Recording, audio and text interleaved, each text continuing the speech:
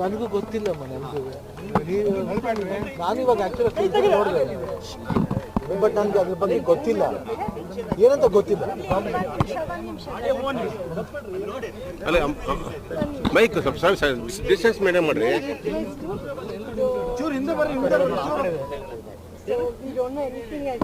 ಇವಾಗ ಏನಂತ ಗೊತ್ತಿಲ್ಲ, ಅದ್ರ ಬಗ್ಗೆ ಡಿಸ್ಕಷನ್ ಮಾಡ್ಕೊಡ್ದು ಅಂತ ನಂಗೆ ಅನ್ಸುತ್ತೆ.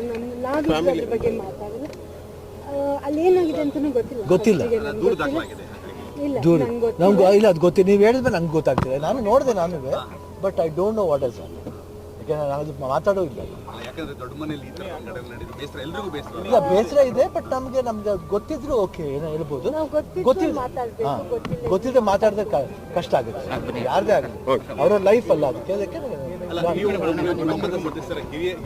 ಹಿರಿಯರಾಗಿ ನಂಗೆ